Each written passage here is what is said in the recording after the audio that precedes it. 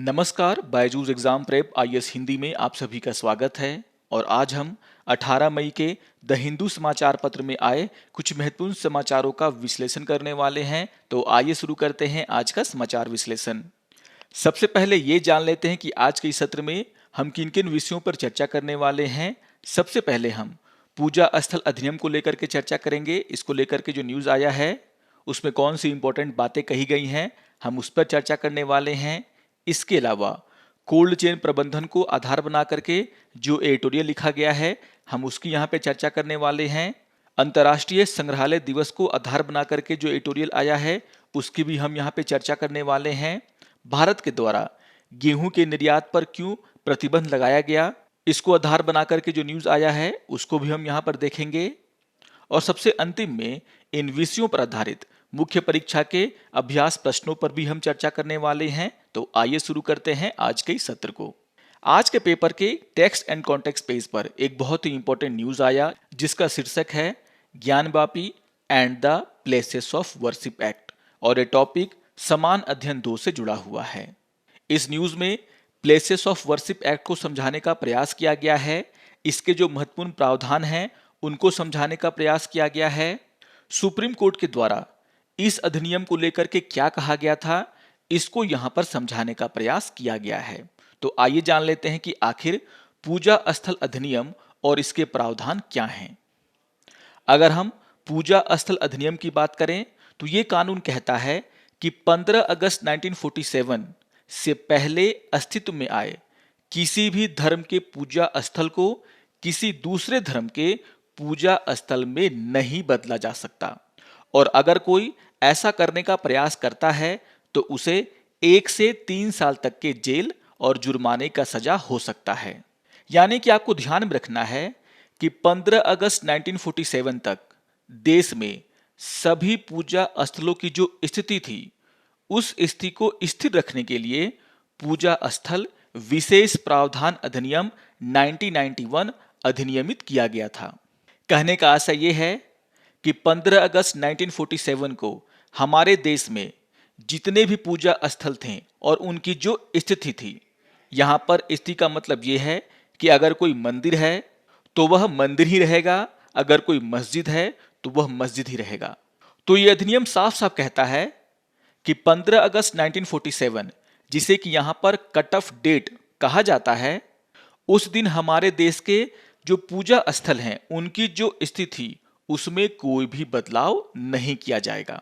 अगर हम इसके महत्वपूर्ण प्रावधानों पर चर्चा करें तो आपको ध्यान में रखना है कि इस कानून की धारा 3 उसमें यह कहा गया है कि किसी भी पूजा स्थल को पूरी तरह या आंशिक रूप से किसी दूसरे धर्म के पूजा स्थल में नहीं बदला जा सकता।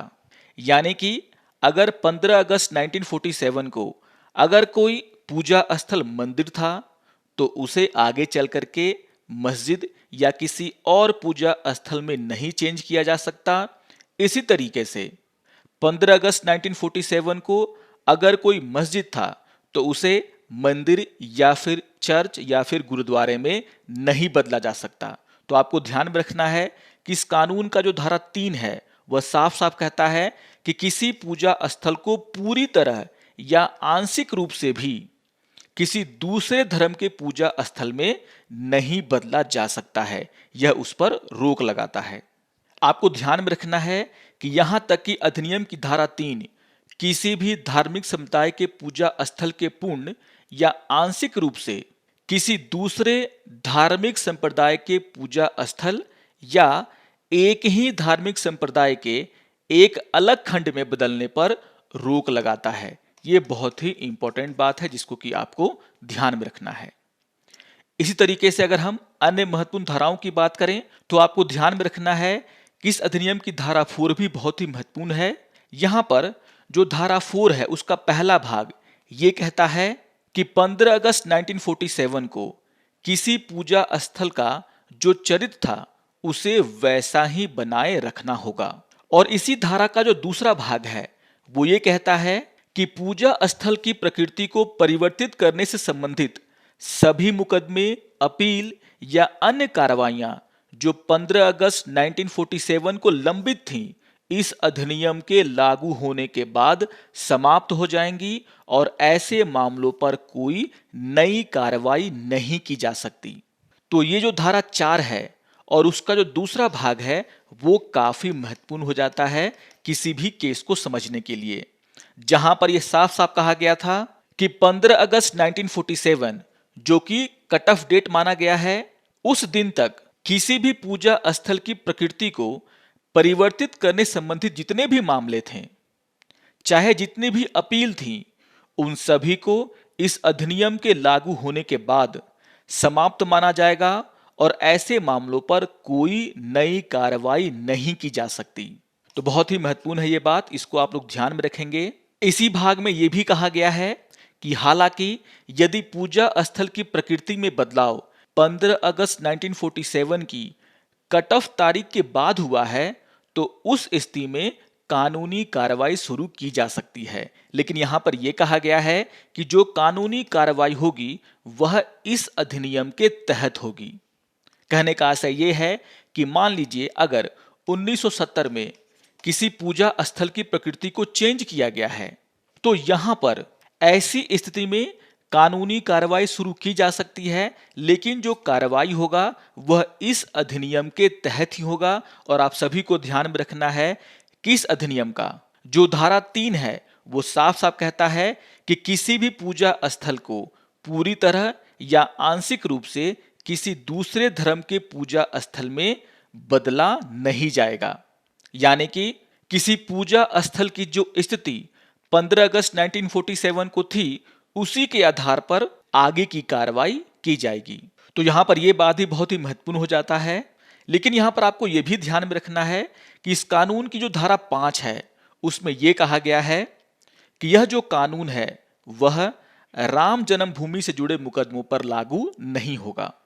क्यों नहीं होगा इस पर हम लोग आगे चर्चा करेंगे, लेकिन जो बातें मैंने आपको यहां पर बताई हैं उनको आपको ध्यान में रखना है।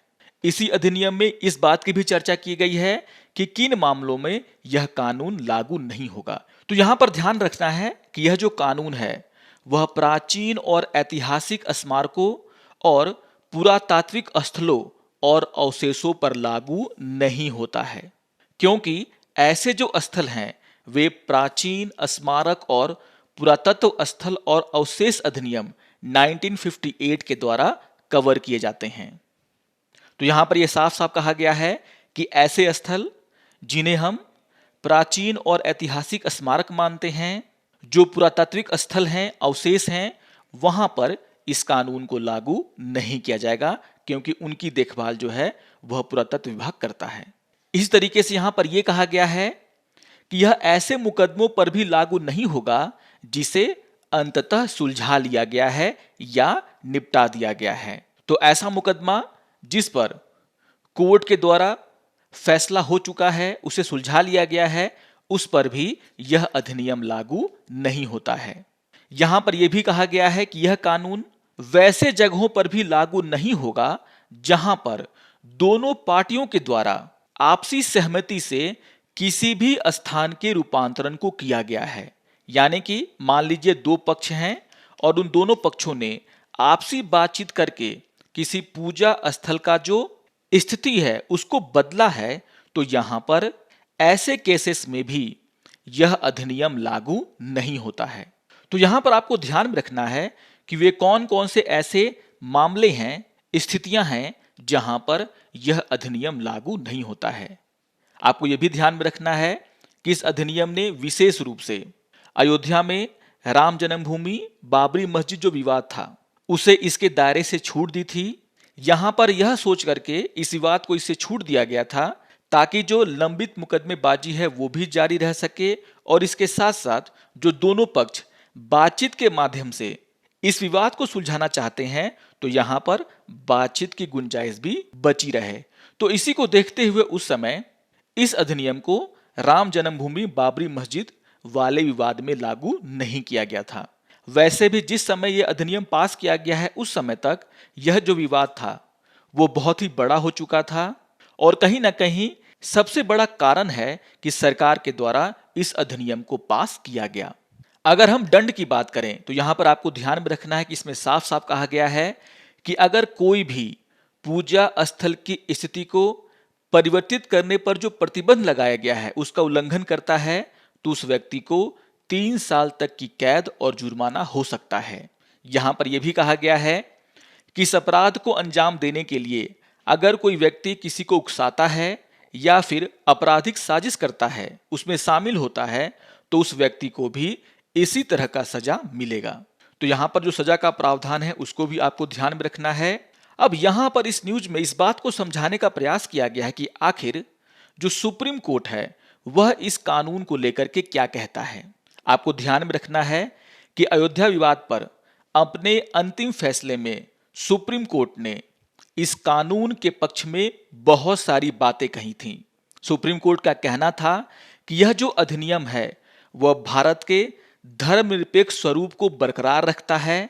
अदालत ने इसे एक ऐसा कानून बताया जिसने स्वतंत्रता के बाद पूजा स्थल की स्थिति को बदलने की अनुमति नहीं देकर के हमारे देश की जो धर्मनिरपेक्षता है उसको संरक्षित करता है।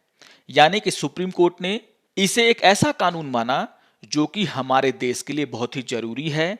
जो विवाद उत्पन्न होते हैं पूजा स्थलों को लेकर के, उस विवाद को खत्म करने का इसे एक प्रयास के रूप में देखा गया सुप्रीम कोर्ट के द्वारा। सुप्रीम कोर्ट ने साफ साफ कहा कि ऐतिहासिक गलतियों को लोगों द्वारा कानून को अपने हाथ में लेने से नहीं सुधारा जा सकता। सुप्रीम कोर्ट का यह कहना था कि सार्वजनिक पूजा स्थलों के चरित्र को संरक्षित करते हुए संसद ने यह साफ किया है कि इतिहास और उसकी गलतियों को वर्तमान और भविष्य पर अत्याचार करने के लिए उपकरणों के रूप में इस्तेमाल नहीं किया जाएगा। तो बहुत ही महत्वपूर्ण बातें जो हैं सुप्रीम कोर्ट ने इस अधिनियम को लेकर के कही हैं और सुप्रीम कोर्ट का यह साफ कहना है कि यह अधिनियम भारत के एकता, भाईचारे और उसका जो धर्मनिरपेक्ष स्वरूप है उसको बरकरार रखने में कारगर साबित होगा। अगर हम अभी जो विवाद चल रहा है उसके संदर्भ में इस कानून की बात करें तो आपको ध्यान में रखना है कि ज्ञानवापी मस्जिद प्रशासन के वकीलों ने यह तर्क दिया है कि हिंदू भक्तों के द्वारा जो मुकदमा दायर किया गया है पूजा स्थल की स्थिति को बदलने का, वह इस अधिनियम का उल्लंघन है और इसीलिए ऐसे किसी भी मामले को कोर्ट के द्वारा सुनना नहीं चाहिए। क्योंकि आपको ध्यान में रखना है कि इस अधिनियम की धारा 4(2) में यह साफ साफ कहा गया है कि पूजा स्थल की प्रकृति को परिवर्तित करने से संबंधित सभी मुकदमे, अपील या अन्य कार्रवाइयां जो 15 अगस्त 1947 को लंबित थी इस अधिनियम के लागू होने के बाद समाप्त हो जाएंगी और ऐसे मामलों पर कोई कार्रवाई नहीं की जा सकती। और इसके अलावा यहां पर यह भी कहा गया है कि अगर 15 अगस्त 1947 के बाद किसी पूजा स्थल के प्रकृति में बदलाव किया जाता है तो यहां पर जो कानूनी कार्रवाई होगा वह इस अधिनियम के तहत होगा। और इसीलिए यहां पर ज्ञानवापी मस्जिद प्रशासन का यह कहना है कि यह जो केस है वह साफ तौर पर किसी पूजा स्थल की प्रकृति को बदलने का केस है और इसीलिए यह अधिनियम का उल्लंघन करता है और कोर्ट को इसे नहीं सुनना चाहिए। हालांकि विश्व हिंदू परिषद ने यह तर्क दिया है कि पूजा स्थल अधिनियम ज्ञानवापी के मुद्दे पर लागू नहीं होता है क्योंकि 1947 के बाद से धार्मिक संरचना में कोई भी बदलाव वहां पर नहीं हुआ है और हिंदू हमेशा से इस स्थल पर पूजा करते आ रहे हैं। तो यहां पर विश्व हिंदू परिषद का यह कहना है कि ज्ञानवापी के मामले में कोई भी पूजा स्थल के स्वरूप को नहीं बदल रहा है क्योंकि वहां पर हमेशा से पूजा होता आया है और इसीलिए यह अधिनियम वहां पर लागू नहीं होता है। तो यहां पर अब कोर्ट को यह तय करना है कि वह इन तर्कों में से किस तर्क को मानेगा। लेकिन हमारा जो मेन मुद्दा था वो ये था कि हम पूजा स्थल अधिनियम को समझें और इसके जो महत्वपूर्ण प्रावधान हैं इसको समझें। आशा करता हूं कि आपको ये जो बातें हैं समझ में आई होंगी, आपके एग्जाम के लिए बहुत ही महत्वपूर्ण है ये। आइए एक और न्यूज की हम यहाँ पे चर्चा कर लेते हैं। आज के पेपर के पेज नंबर 6 पर एक एडिटोरियल आया जिसका शीर्षक है इम्प्रूविंग कोल्ड चेन सिस्टम और ये टॉपिक समान अध्ययन 2 से जुड़ा हुआ है। इस एडिटोरियल में कोल्ड चेन सिस्टम को लेकर के बातें कही गई हैं। आप सभी जानते हैं कि किसी वैक्सीन का जो रख रखाव है वो बहुत ही जरूरी होता है और रख रखाव में जो कोल्ड चेन प्रबंधन है वो काफी महत्वपूर्ण है और इसी को लेकर के यहाँ पे चर्चा किया गया है। आप सभी जानते हैं कि हमारे देश में यूनिवर्सल इम्यूनाइजेशन प्रोग्राम यानी कि यूआईपी, जिसे हम हिंदी में सार्वभौमिक प्रतिरक्षण कार्यक्रम कहते हैं, वो चलाया जा रहा है। इसकी शुरुआत 1985 में की गई थी। यानी कि इस प्रोग्राम के तहत हमारे देश के जो छोटे छोटे बच्चे होते हैं, गर्भवती महिलाएं होती हैं, या फिर अन्य जो वैक्सीन के प्रोग्राम हैं, वो यहाँ पर सुचारू रूप से चलाए जाते हैं। आपको ध्यान में रखना है कि ये कार्यक्रम सालाना 2.67 करोड़ नवजात शिशुओं और 2.9 करोड़ गर्भवती महिलाओं को लक्षित करता है। और इस कार्यक्रम के मजबूत परिणामों को देखते हुए 2014 में सरकार के द्वारा सभी बच्चों और गर्भवती महिलाओं के पूर्ण टीकाकरण कवरेज को तीव्र गति से प्राप्त करने के लिए मिशन इंद्रधनुष की शुरुआत की थी। और यहाँ पर लेखक का ये कहना है कि किसी भी टीकाकरण कार्यक्रम की जो सफलता है वह कई कारकों पर निर्भर करती है, और उसमें से जो प्रमुख कारक है वो है कोल्ड चेन का प्रबंधन। क्योंकि जब यह विफल होता है तो टीके की शक्ति घटती है या फिर उसकी प्रभावशीलता बर्बाद हो जाता है। इसीलिए अगर हम हमारे देश में जो टीकाकरण चल रहा है उसे सफल बनाना चाहते हैं तो हमें सबसे पहले जो हमारा कोल्ड चेन प्रबंधन है उसे सुचारू करना होगा, नहीं तो बहुत सारे टीके इसी वजह से बर्बाद हो जाएंगे। यहाँ पर कुछ आंकड़ा दे करके इसको समझाने का प्रयास किया गया है लेखक के द्वारा। यहाँ पर लेखक का ये कहना है कि दुनिया भर में आधे टीके इसीलिए बेकार हो जाते हैं क्योंकि उनका रख रखाव सही तरीके से नहीं होता। जब किसी टीके को एक खास तापमान पर ठीक तरीके से नहीं रखा जाता है तो वह टीका बेकार हो जाता है। अगर हम भारत की बात करें तो भारत में अपर्याप्त कोल्ड चेन के कारण जो संवेदनशील स्वास्थ्य देखभाल उत्पाद हैं उनका 20% क्षतिग्रस्त हो जाता है। तो ये संख्या बहुत ही ज्यादा है, और अगर हमें इस क्षति को बचाना है तो हमें अपने कोल्ड चेन प्रबंधन को मजबूत करना होगा।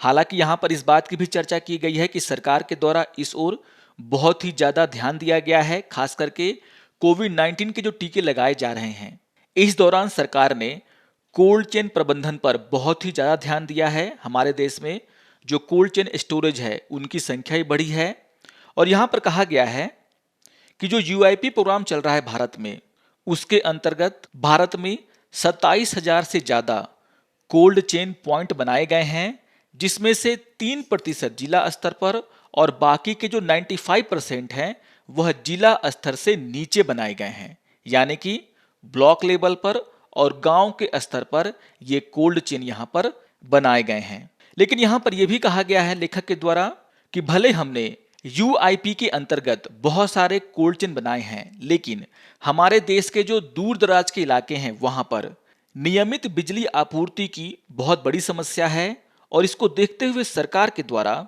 यह कोशिश करना चाहिए कि इन कोल्ड स्टोरेज को नियमित बिजली मिल सके।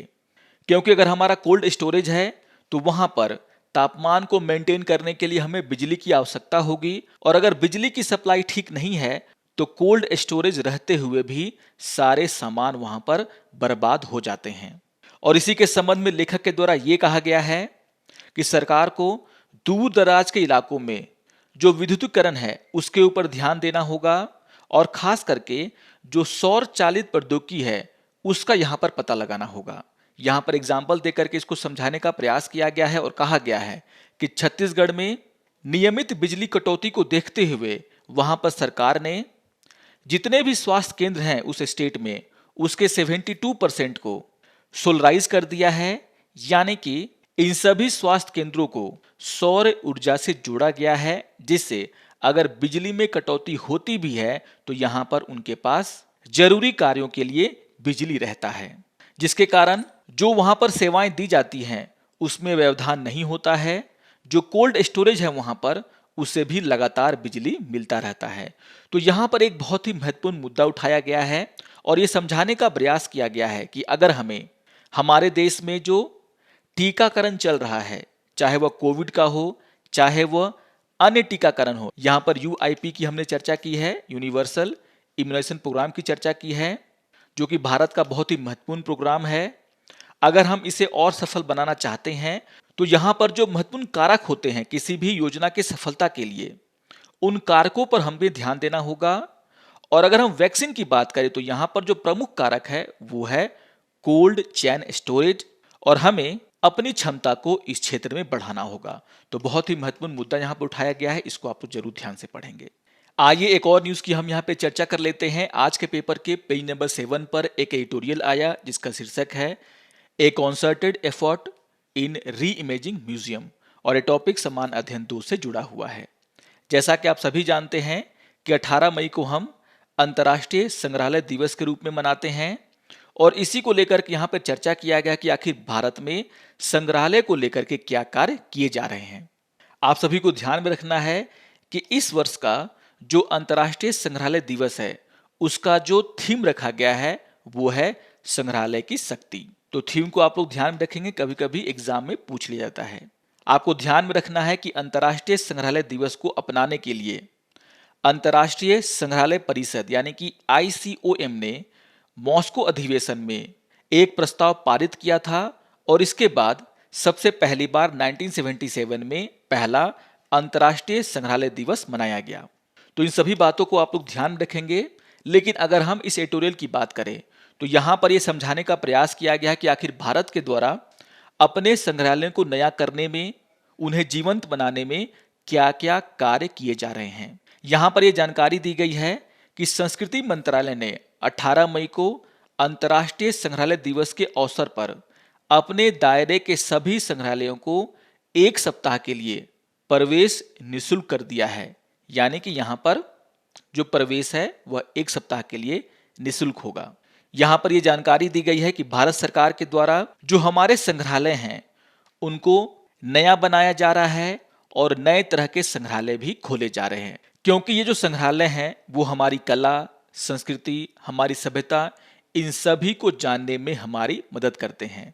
और इसी को देखते हुए आप सभी को पता है कि सरकार के द्वारा राष्ट्रीय जनजातीय संग्रहालय बनाया जा रहा है, ताकि हमारे देश को यह पता चल सके कि हमारे स्वतंत्रता आंदोलन में आदिवासी स्वतंत्रता सेनानियों के द्वारा क्या योगदान दिया गया था। और आपको ध्यान में रखना है कि पिछले साल 15 नवंबर को ही पहले जनजातीय गौरव दिवस के अवसर पर प्रधानमंत्री ने रांची झारखंड में बिरसा मुंडा संग्रहालय का शुभारंभ किया। इसके अलावा बाकी के जो 9 जनजातीय संग्रहालय हैं वह देश के अलग अलग राज्यों में बनाए जाएंगे। आप यहाँ पर देख सकते हैं, मैंने इसका डेटा आपको दे दिया है। तो यहाँ पर सरकार के द्वारा आदिवासी स्वतंत्रता सेनानियों को उचित सम्मान देने के लिए यह प्रयास किए जा रहे हैं। इसी तरीके से यहाँ पर यह बताया गया है कि पिछले महीने 14 अप्रैल को सरकार ने अंबेडकर जयंती के मौके पर प्रधानमंत्री संग्रहालय का उद्घाटन किया, जहां पर हमारे स्वतंत्रता के बाद जितने भी प्रधानमंत्री आए हैं और उनके द्वारा हमारे देश के विकास में जो योगदान दिया है उनको यहाँ पर प्रदर्शित किया गया है। यहाँ पर इस बात की चर्चा की गई है कि हमारे देश में 1000 से अधिक संग्रहालय हैं, और उनमें से अधिकतर जो संग्रहालय हैं वह संस्कृति मंत्रालय के नियंत्रण में है। लेकिन यहाँ पर ऐसे भी संग्रहालय हैं जिन्हें अन्य मंत्रालयों के द्वारा भी प्रबंधन किया जाता है। तो यहाँ पर बहुत सारे ऐसे संग्रहालय हैं जिन्हें कि दूसरे मंत्रालयों के द्वारा भी प्रबंधन किया जाता है, और इसीलिए सरकार ने यहाँ पर एक संपूर्ण सरकारी दृष्टिकोण अपनाया है इन संग्रहालयों को आगे बढ़ाने को लेकर के, मॉडर्नाइज करने को लेकर के। यहाँ पर यह कहा गया है, यहाँ पर उदाहरण देकर के इसको समझाने का प्रयास किया गया और बताया गया है कि संस्कृति मंत्रालय के तहत एक स्वायत्त निकाय जिसे हम राष्ट्रीय विज्ञान संग्रहालय परिषद के नाम से जानते हैं, उसके द्वारा पूरे देश में 25 विज्ञान केंद्र और संग्रहालय बनाए जाएंगे, जिसको बनाने के लिए उसके द्वारा CSIR यानी कि वैज्ञानिक और औद्योगिक अनुसंधान परिषद का सहायता लिया जाएगा। तो यहाँ पर यह कहा जा रहा है सरकार के द्वारा कि हमारे जो भी संग्रहालय हैं जो पुराने हो चुके हैं उनको किस तरीके से मॉडर्न बनाया जाए, उसको लेकर के भी सरकार सोच रही है। जो भारत के जो नए संग्रहालय बनने वाले हैं उनमें किस तरीके से टेक्नोलॉजी, आर्टिफिशियल इंटेलिजेंस का उपयोग किया जाए ताकि वह वर्ल्ड क्लास के बने, इसको लेकर के भी सरकार के द्वारा कार्य किया जा रहा है। और इसी क्रम में इसी साल फरवरी में संस्कृति मंत्रालय के द्वारा भारत में संग्रहालयों के पुनर्कल्पना पर अपनी तरह का पहला वैश्विक शिखर सम्मेलन आयोजित किया गया था और इस शिखर सम्मेलन से जो सीख भारत को मिली है उसका उपयोग करते हुए भारत सरकार अपने जो पुराने संग्रहालय हैं उनको फिर से जीवंत बनाने का कार्य कर रही है और जो नए संग्रहालय बनने वाले हैं उनको किस तरीके से और मॉडर्न बनाया जाए इसको लेकर के भी काम किया जा रहा है। तो इस न्यूज को भी आप जरूर ध्यान से पढ़ेंगे। आइए एक और न्यूज को देख लेते हैं। आज के टेक्स्ट ऑन कॉन्टेक्स्ट पेज पर एक न्यूज आया जिसका शीर्षक है boon to ban, how the wheat export story changes in 2 month. इसको लेकर के हमने काफी चर्चाएं की हैं। आप सभी जानते हैं कि सरकार के द्वारा गेहूं के निर्यात पर रोक लगा दिया गया है और इसके क्या कारण है इस पर हमने बिग न्यूज पर भी चर्चा किया था। उन्हीं सब बातों को यहां पर फिर से बताने का प्रयास किया गया है। यहां पर इस बात को समझाने का प्रयास किया गया है कि आखिर सरकार के द्वारा गेहूं के निर्यात पर क्यों प्रतिबंध लगाया गया। और आप सभी को पता है कि इसके 2 प्रमुख कारण हैं और इसका जो पहला प्रमुख कारण यह है कि इस वर्ष गेहूं का जो उत्पादन का अनुमान है उसे सरकार ने संशोधित किया है। आप सभी को पता है कि पहले सरकार ने यह अनुमान लगाया था कि हमारे देश में जो गेहूं का उत्पादन होगा वो लगभग 111 मीट्रिक टन हो सकता है, लेकिन सरकार ने फिर संशोधित किया और यहां पर ये जो अनुमान है वो अभी 105 मीट्रिक टन कर दिया गया है। और यहां पर पीटीआई के द्वारा भी ये खबर दी गई है कि 14 मई तक जो सरकारी मंडियां हैं उनमें सिर्फ 18 मीट्रिक टन गेहूं की खरीदारी की गई है, जो एक साल पहले की अवधि में 36.7 मीट्रिक टन से काफी कम है। तो यहां पर जो उत्पादन के अनुमान है उसमें काफी कमी आया है और इसीलिए यहां पर सरकार को यह डर है कि अगर सरकार गेहूं का एक्सपोर्ट करती है, निर्यात करती है दूसरे देशों में, तो हमारी जो घरेलू खपत है वो प्रभावित हो सकती है और हमारी जो स्थानीय कीमतें हैं गेहूं की उसमें वृद्धि शुरू हो सकता है। और इसके जो थोड़े बहुत लक्षण हैं वो भी देखने शुरू हो गए थे। आपको ध्यान में रखना है कि मार्च में गेहूं का जो थोक मुद्रास्फीति था उसका दर जो है वह 14% के स्तर को पार कर गया था। अप्रैल के महीने में जो गेहूं के आटे होते हैं उनमें जो खुदरा मुद्रास्फीति है वह 7.77% से बढ़कर के 9.59% हो गया था। यानी कि हमारे देश में गेहूं और गेहूं के जो आटे कीमत है वो बहुत ही तेजी से बढ़ रही थी। आप इसे फिगर में भी देख सकते हैं। तो इन सभी बातों को ध्यान में रखते हुए सरकार के द्वारा गेहूं के निर्यात पर रोक लगाया गया है, जिस पर हमने पहले भी चर्चा की है। तो इस न्यूज को भी आप लोग जरूर एक बार रिवाइज कर लेंगे। आइए अब इन विषयों पर आधारित मुख्य परीक्षा के अभ्यास प्रश्नों पर चर्चा कर लेते हैं। यहां पर क्वेश्चन नंबर 1 है, पूजा स्थल अधिनियम और इसके प्रावधान क्या हैं? उच्चतम न्यायालय द्वारा इस अधिनियम को लेकर के क्या कहा गया है, इस पर चर्चा करें। तो बहुत ही महत्वपूर्ण क्वेश्चन है ये। जो भी प्रावधान मैंने आपको बताए हैं इस अधिनियम के, उसका आप यहां पर उल्लेख करें और सुप्रीम कोर्ट के द्वारा इस अधिनियम को लेकर के क्या कहा गया है अपने निर्णयों में, इसका भी आप यहां पर उल्लेख कर सकते हैं इसको समझाने के लिए। आइए अब क्वेश्चन नंबर 2 पर चर्चा कर लेते हैं। क्वेश्चन नंबर 2 है, भारत के सार्वभौमिक टीकाकरण कार्यक्रम यानी कि यूआईपी का विश्लेषण करें और इस पर चर्चा करें कि किसी भी अस्थायी टीकाकरण कार्यक्रम की सफलता किन किन कारकों पर निर्भर करती है। तो यह भी बहुत ही महत्वपूर्ण क्वेश्चन है। आप यहां पर सबसे पहले जो भारत का सार्वभौमिक टीकाकरण कार्यक्रम है उसको यहां पर समझाने का प्रयास करें, उसके महत्व को समझाने का प्रयास करें और उसके बाद यहां पर आप ये चर्चा कर सकते हैं कि किसी भी टीकाकरण कार्यक्रम की सफलता के लिए कौन कौन से कारक होते हैं और वहां पर आप जो कोल्ड चेन स्टोरेज है उसके बारे में चर्चा कर सकते हैं, उसके प्रबंधन के बारे में चर्चा कर सकते हैं, जो प्राइमरी हेल्थ केयर यूनिट्स हैं उसके बारे में चर्चा कर सकते हैं, सुविधाओं के बारे में चर्चा कर सकते हैं। तो बहुत ही महत्वपूर्ण क्वेश्चन है ये, इसको लिखने का जरूर प्रयास करें। आशा करता हूं कि आपको आज का ये समाचार विश्लेषण पसंद आया होगा। सारे टॉपिक्स बहुत ही महत्वपूर्ण हैं, आप इनको जरूर रिवाइज करेंगे और अगर आपको ये वीडियो अच्छा लगे तो आप जरूर इसे लाइक करें, शेयर करें और दूसरों को भी सब्सक्राइब करने के लिए प्रेरित करें। तो मिलते हैं समाचार विश्लेषण के अगले अंक में, तब तक के लिए नमस्कार और धन्यवाद।